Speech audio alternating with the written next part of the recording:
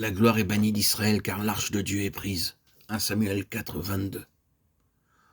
Lorsque Salomon eut achevé de prier, le feu descendit du ciel et consuma l'holocauste et les sacrifices. Et la gloire de l'Éternel remplit la maison. 2 Chroniques 7, 1. Dans la première phrase, nous lisons que la gloire de Dieu fut bannie d'Israël et que la gloire du Seigneur remplit la maison. Dieu travaille selon certains principes divins. Sa gloire n'apparaît que lorsque nous voulons nous conformer à ses principes. Dans Exode 40, nous voyons comment la gloire vint par l'obéissance à ses principes divins.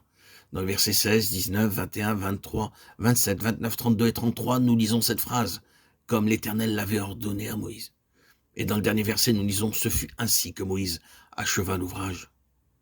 Puis, dans Exode 40, 34, la gloire de l'Éternel remplit le tabernacle.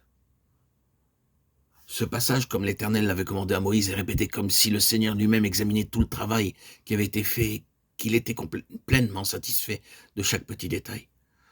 Ce n'est seulement que lorsque le travail est achevé sur le modèle de Dieu que la gloire descend. C'est la manière dont la Bible définit la descente de la gloire de Dieu. Voyez ce que notre Seigneur lui-même dit dans Jean 4, 34.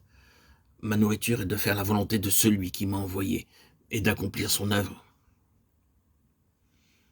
Ce n'est seulement que lorsqu'un travail est achevé selon la parfaite volonté révélée de Dieu et selon son plan céleste qu'à son ordre la gloire descend. La gloire de Dieu n'est pas juste une simple démonstration de quelque puissance, ou l'accomplissement de miracles, ou la manifestation de signes. C'est un travail achevé et complet, fait selon son commandement et son ordre, qui fait descendre la pleine gloire de Dieu. Comment pouvons-nous prouver que la gloire de Dieu est parmi son peuple? D'abord, lisons Nombre 7, 89. Lorsque Moïse entrait dans la tente d'assignation pour parler avec l'Éternel, il entendait la voix qui lui parlait du haut du propitiatoire, placé sur l'arche du témoignage, entre les deux chérubins. Et il parlait avec l'Éternel.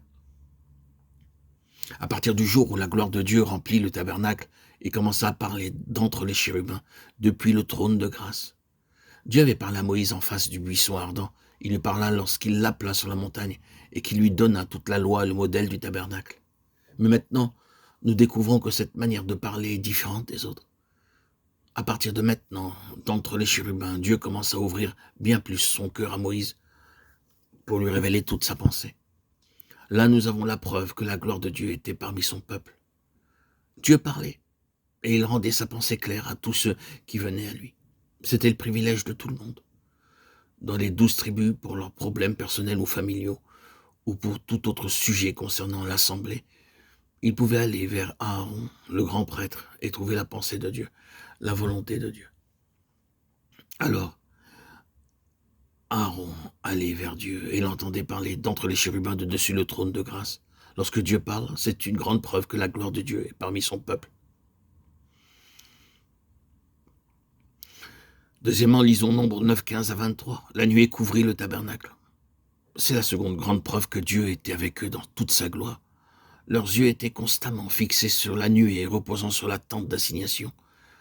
Que la nuée s'élève le matin ou à midi, le soir ou à minuit, les enfants d'Israël ne bougeaient qu'à ce moment-là. Lorsque la nuée séjournait un jour, une semaine, un mois, un an ou plus, ils devaient rester. Ils ne pouvaient pas marcher. Mais quel que soit le lieu où allait la nuée, ils devaient aller aussi.